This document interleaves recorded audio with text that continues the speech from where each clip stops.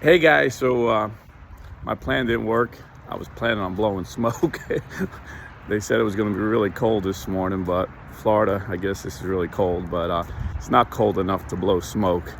So I'm going to get in my comfortable car before I start loading my truck and tell you why I wanted to blow smoke. I thought it'd be a dramatic flair to the subject of Catholic YouTubers blowing smoke. And I know I have a lot of viewers from other parts of the world that might not be familiar with certain terms we use here in America. So blowing smoke, the full term is blowing smoke up your butt, but it's usually said a little different, if you know what I mean. And I had a friend from Brooklyn. I'm from Newark, so grew up in different neighborhoods, but basically the same neighborhood. And we worked together for years in different various jobs, and he used to use that term all the time. And we used to like judge different degrees of supervisors that blow smoke. We're like, dude, Ed blows the premium smoke. I get high when he starts blowing smoke. and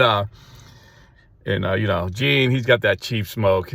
In other words, some people lie really good that they're very believable. And some people lie very bad and they're not very believable. So the good liars have the premium smoke. But I just get so tired of Catholic YouTubers blowing smoke and getting all their viewers high and believing it. I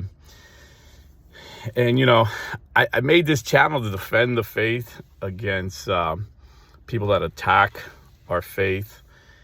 And I'm just really sad that half the people, like the best apologists for the anti-Catholic movement, for my Protestant friends, they quote Catholics who take Pope Francis out of context continuously, sometimes literally lie. And I point this out all the time and people get mad at me. They'll say like, oh man, you shouldn't talk about another Catholic YouTuber. I'm like, he's lying about the Pope. He shouldn't be lying about the Pope. Oh, you should contact him. Like, don't you think I have? These people delete and block everybody who disagrees with them because they're blowing smoke and they know it. And why do they do this? Well, because a lot of them don't want to load their truck like I am at 4 o'clock in the morning in the rain and, chilly for Florida. A lot of people are walking around here thinking it's 20 degrees below zero, but I think it's only in its 40s. It's not too bad. It actually feels invigorating to me, to be honest. But as our Danish, I think the Danes call it Herkel Durkel or Herkel Snurkel. If you're from that area, let me know if I'm getting it right. If they want to Herkel Snurkel on a day like today, they could Herkel Snurkel.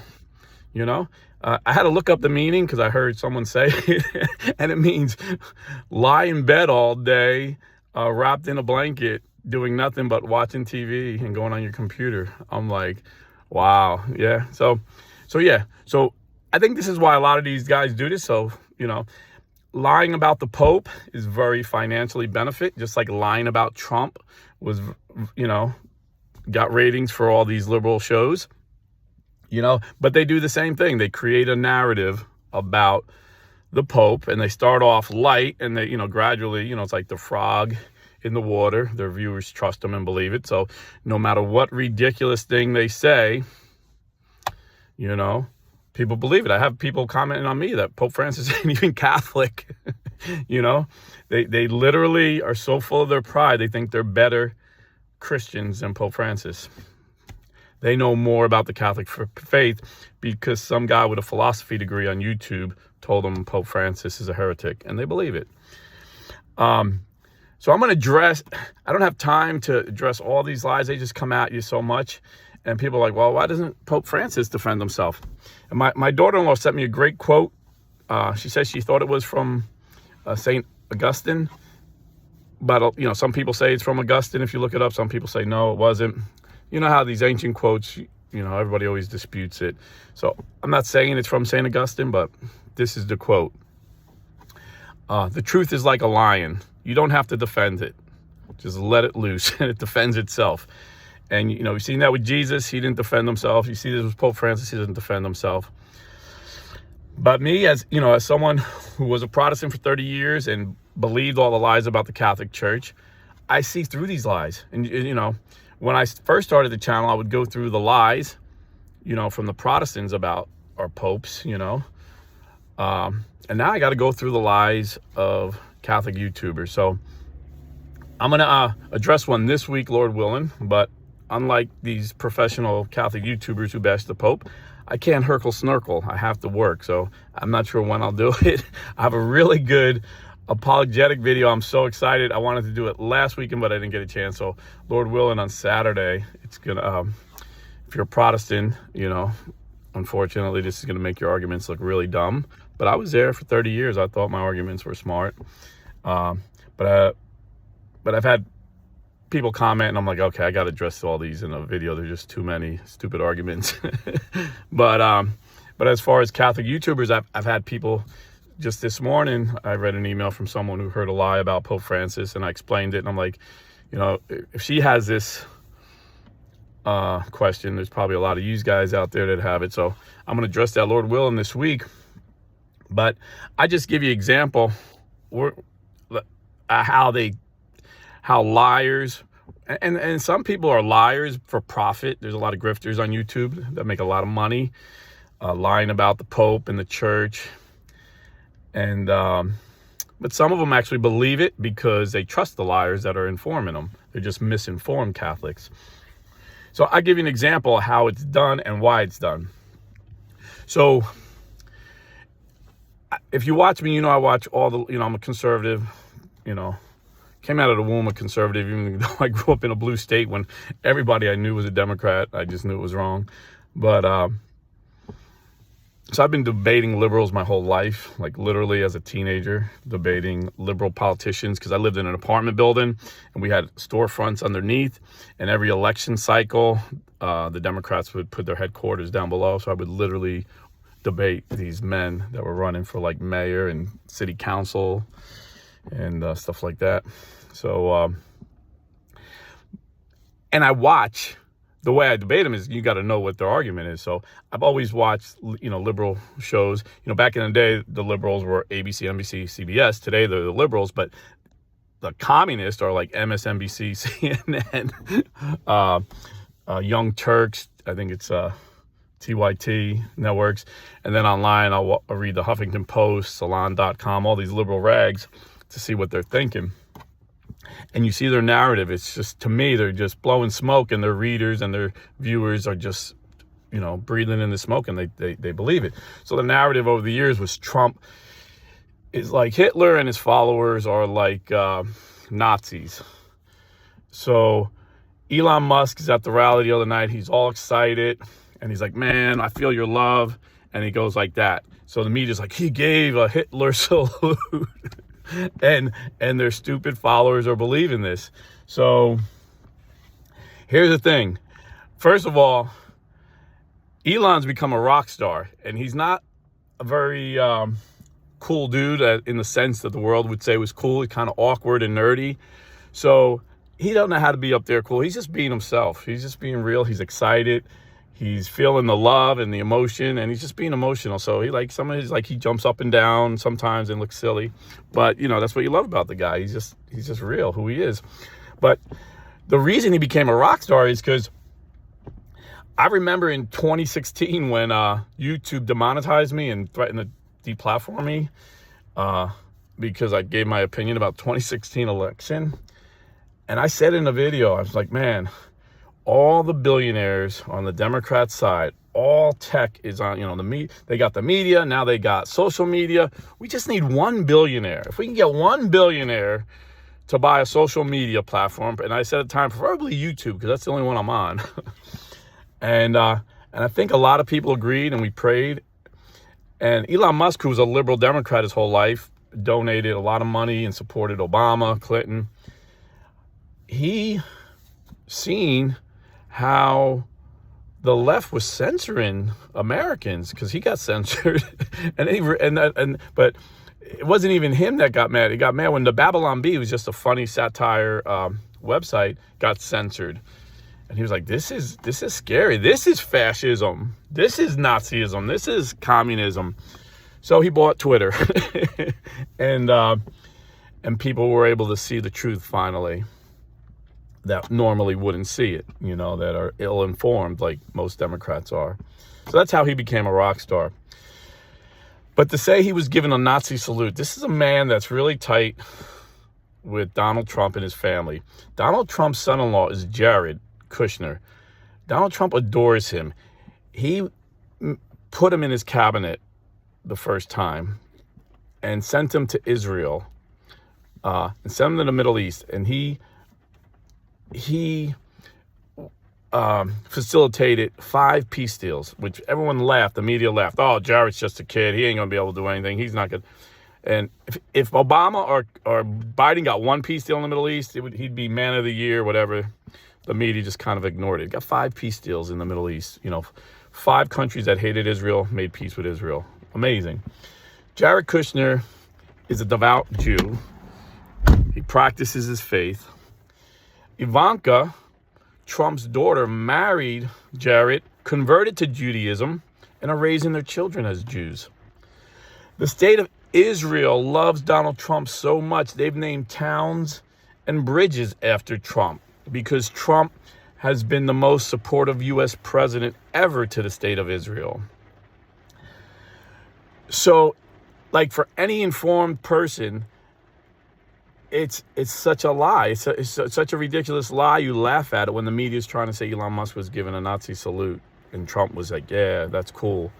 And his supporters were like, yeah, that's cool. It's so ridiculous, but the media blows so much smoke up their viewers' butt that these guys believe it. And I see that with Catholic YouTubers.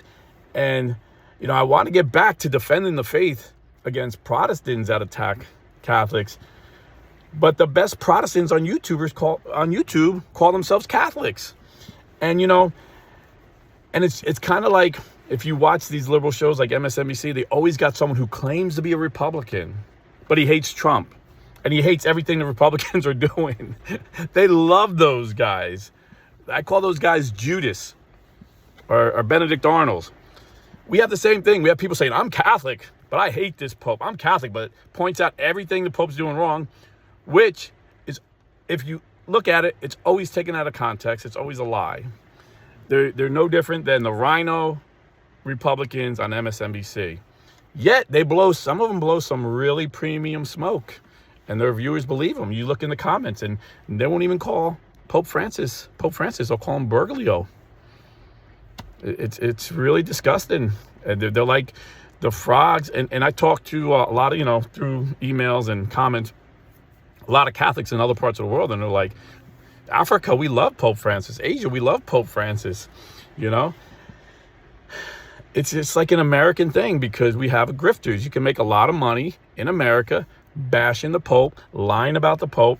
So, I really, wanted to just evangelize non-Catholics, but, God's shown me I still got to evangelize a lot of Catholics. They're lost, they're lost. You see it, gushing over Mel Gibson, who doesn't believe there's been a valid Pope since 1958. Vigano and Williamson, twice excommunicated Williamson, excommunicated Vigano, who say there hasn't been a Pope since 1958. People are praising these guys, known liars. I've did videos. These guys are liars, proven liars, thieves, criminals, hiding Nazis. Williamson got caught hiding a Nazi war criminal. I mean, these guys are bad. They're like evil men. And people are praising them like, these are the true Catholics. It's amazing, Divorced Catholic men on YouTube giving marriage counseling, how to be a good Catholic husband. I mean, this is what's happening, And I know, I know a lot of people are divorced. It's out of their control. They're it's no fault of their own. I'm not, if you're in that position, don't think I'm bashing you, because I know a lot of good Catholic men and women have been deserted and there's nothing they can do about it. But I'm saying these people come off all self-righteous, like these great Catholics, and then these same people will bash Pope Francis as being a bad Catholic, is all I'm saying. But I'm going to expose them all, and people are going to get mad, and people are going to hate me, but this is where I feel I need to go to expose the smoke, the smoke of Satan that's coming out of these Catholic YouTubers' mouths. bashing Pope Francis. So anyhow, that's what I wanted to do. I really thought it would work with smoke coming out of my mouth, but I guess it's just North Florida.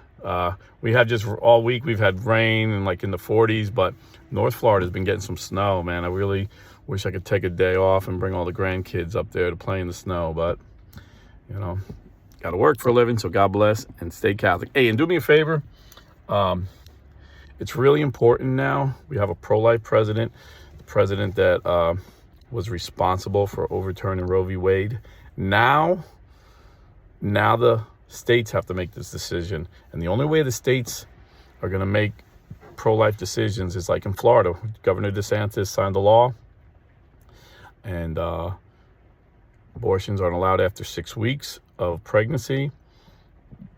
And the murder industry spent like $1 billion to overturn that in a referendum. And the Florida people, we voted no. We want that law, and we won. The only way you keep pro-life laws in your state is if the people are pro-life. So we have to educate it. So do me a big favor. If you are buying or selling real estate, please, please, please go to realestateforlife.org. It is a staunch pro-life real estate company that only hires pro-life Christian realtors, mostly Catholic Christians, but we have some Protestant Christians, but they're all very strongly pro-life. And they all donate their money to pro-life causes and churches. And realestateforlife.org donates a large portion of their profit to pro-life ministries. And they support guys like me as well. So again, if you're buying or selling real estate, go with the most professional realtors. I used a Real Estate for Life realtor years ago, and I was just getting back to work. I was laid off for a little bit, and my credit was shot. And he got my credit score up 100 points, I think in like 2 months, or 150 points, with some simple trick, but it's legal, that I've never heard anybody mention. And when I give this trick to people, they're amazed to see their credit score. A friend I worked with said his went up 200 points in a month. So these are not just pro-life Christian guys. These are like the most experienced, the smartest realtors in the market. Again, if you're buying or selling real estate, go to realestateforlife.org. God bless and stay Catholic.